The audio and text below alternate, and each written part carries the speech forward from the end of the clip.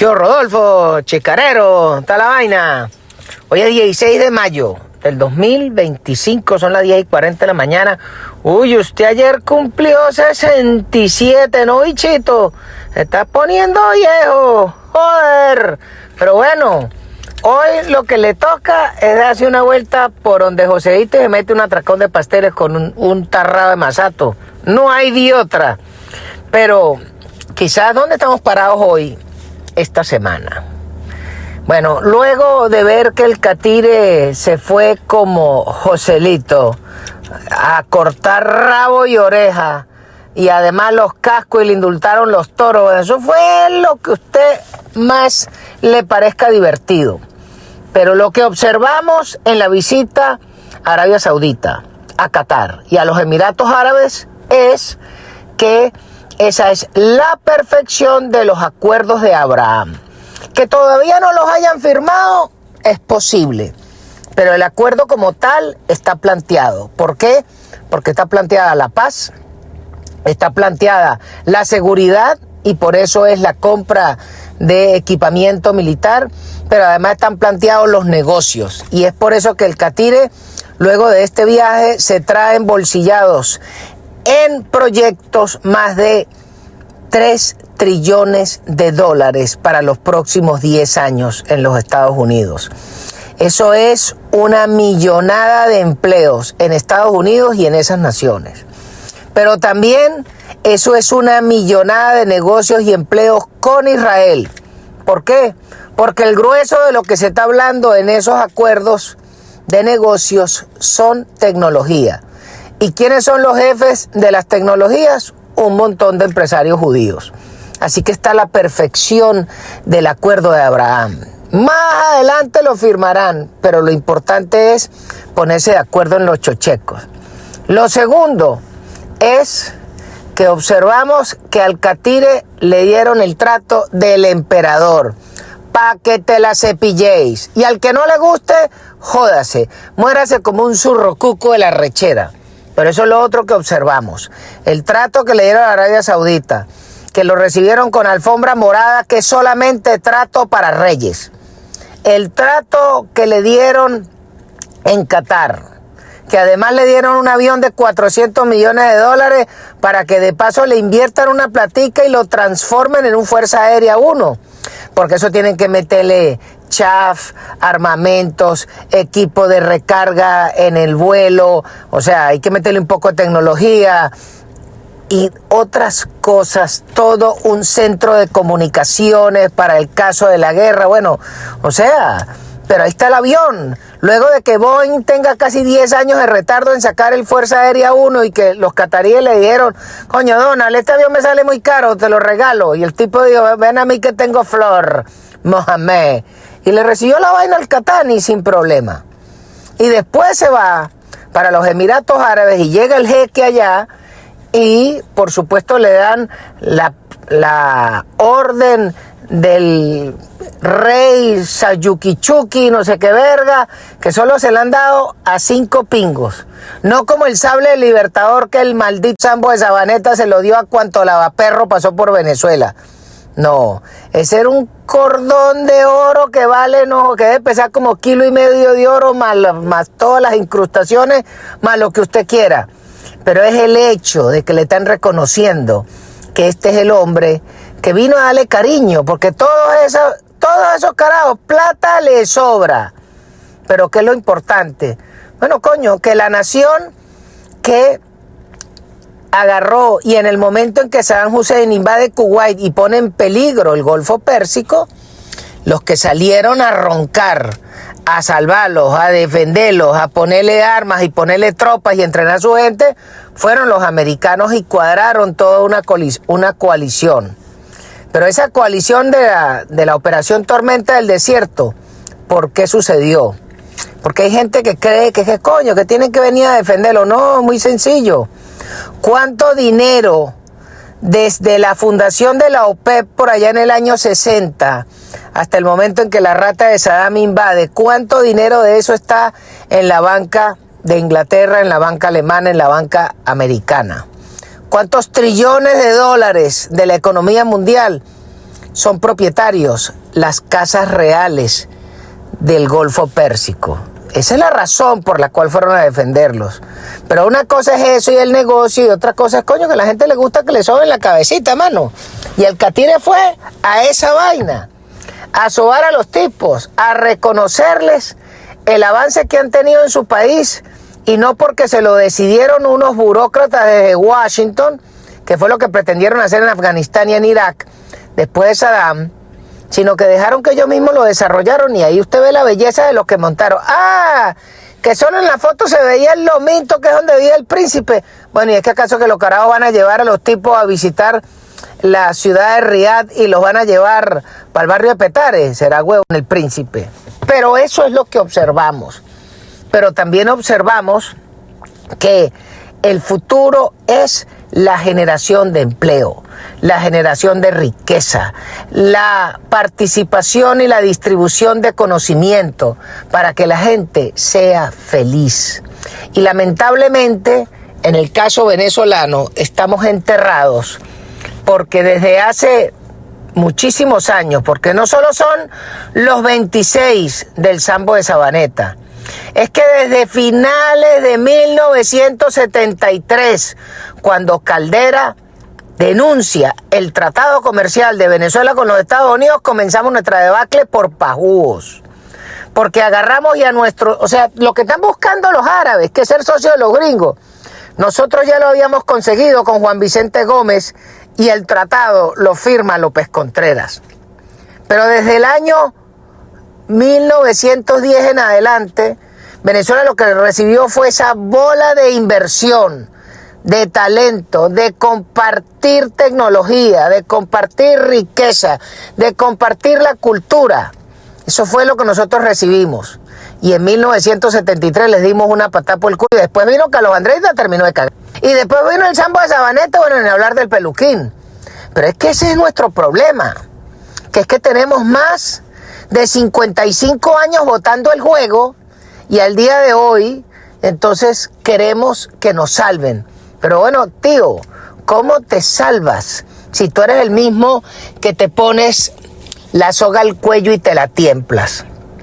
Y hoy, cuando observamos que en 100 días el Catire logró recoger en los Estados Unidos más de 8 trillones de dólares de oferta de inversión, y esta semana recoge más de 3 trillones de dólares de oferta de inversión en el Golfo Pérsico, y entonces nosotros, lamentablemente, tenemos al presidente González y la señora Machado, que no se terminan de juramentar, no terminan de asumir la titularidad del ejercicio del gobierno en Venezuela, y creemos que con el plancito Venezuela Tierra de Gracias y con unas declaraciones por Zoom vamos a convencer a quién para que venga a querer invertir en Venezuela 3.000 millones de dólares, 50.000 millones de dólares.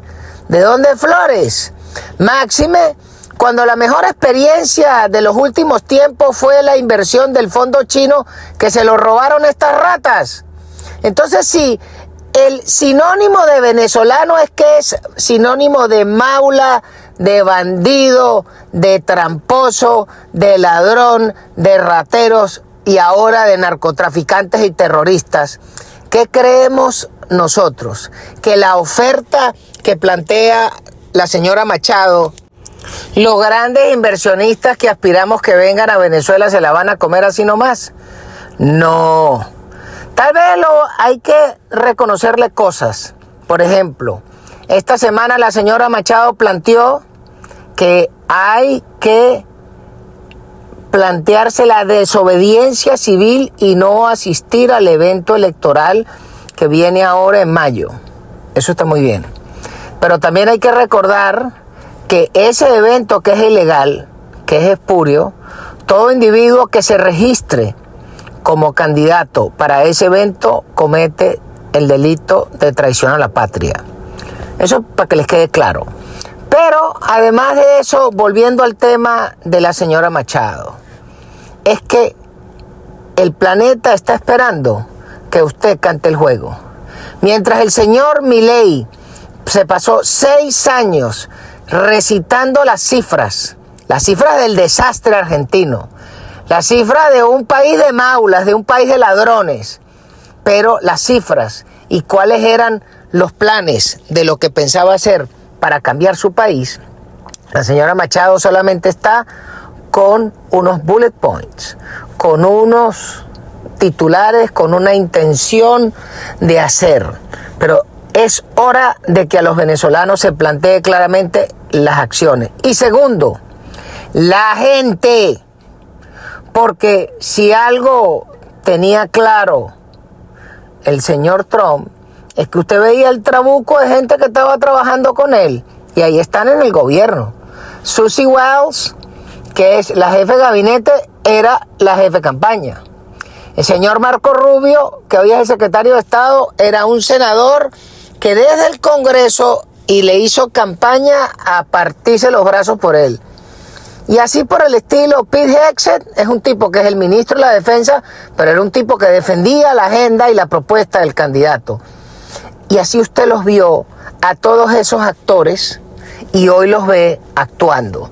Pero sobre todo que Trump planteó lo que él quería para su país, que era generar empleo, acabar con el relajo de la migración ilegal, acabar con el problema de la droga, acabar con el trato desigual por parte de muchas naciones con respecto a los aranceles contra los Estados Unidos y los Estados Unidos recibiéndole los coroticos a todo el mundo para que todo el mundo vendiera en los Estados Unidos, y se perdieron las fábricas y se perdieron los empleos de calidad y Estados Unidos quedó simplemente siendo un país que vive de la economía de servicio, pero esa vaina no da.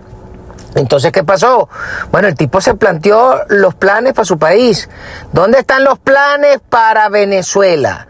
Porque ya es hora de que primero se juramente el señor y su juramente la señora. Y juramente su gabinete. Y además se planteen cuáles son los decretos que va a plantear para empezar a mandar. Mientras termina de liquidar lo que se llama la Asamblea Nacional, que es ese grupo de bandidos que tiene el Colotordoc en el Palacio Federal Legislativo. Pero Venezuela, para arrancar, tiene que plantearse por lo menos unos 200 decretos, donde tiene que desmontar y derogar ese coñazo de leyes que nos importaron de Cuba, de Rusia, de China. Pero además plantear claramente a quiénes son los que se van a perseguir, cuáles son los dineros que se van a buscar, quiénes son los que nos la deben, cómo restablecer las relaciones con los países que nos vamos a relacionar, o es que vamos a seguir relacionados en los mismos términos con chinos, con iraníes, con libaneses, con todo este tipo de balurdos como los norcoreanos. Eso es lo que queremos. Bueno, pero esa ya no hace falta que seguramente la señora para plantearlo. Y además tiene que plantear claramente qué es lo que va a hacer con el negocio petrolero. Porque hay que quitarse la paja de la cabeza de que vamos a seguir con el cuento de una PDVSA quebrada. Hay que ver cuáles son los pasivos de la República y hay que ver esos pasivos, establecer con las empresas que se vayan a privatizar una posición accionaria de todo ese coñazo de empresas, pagarle las creencias de la República, véndale una parte a una gente y por otro lado agarre y privatice. Pero la deuda venezolana se la tienes que pagar con acciones y el Estado cumple, pero tiene que agarrar y arrancar borrón y cuenta nueva. Pero no es borrón y cuenta nueva quemando el queso a la gente, sino pagándole. Porque Venezuela necesita generar más de 10 millones de empleos, pero los que van a hacer eso son los venezolanos. Y sobre todo porque los venezolanos, entre plata buena y plata mala, hay más de $1,5 trillón fuera que pudiese regresar al país. Bien sea porque se les confisca y se les detiene y se les pone preso, y otros porque se les pone un negocio lomito para que vuelvan a invertir en el país. Pero eso es parte de lo que queremos saber. Ya basta. Los secretos eran hasta el 28 de julio, los secretos eran hasta el 10 de enero. Ya el gobierno arrancó y los venezolanos necesitamos saber para dónde nos quieren llevar. Bueno, viejo, se me cuida. Que termine pasar su cumpleaños de lo mejor. Chao, chao. Y este programa llega a nombre de nuestros distinguidos anunciantes.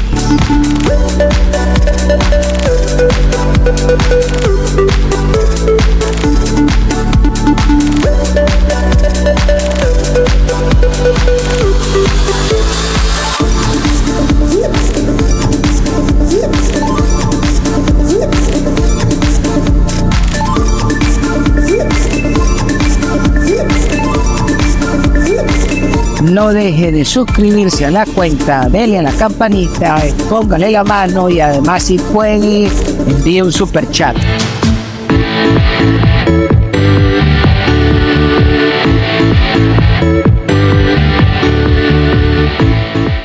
Trompa al que quiera, trompa a todo el mundo, trompa a todo el mundo, trompa al que quiera.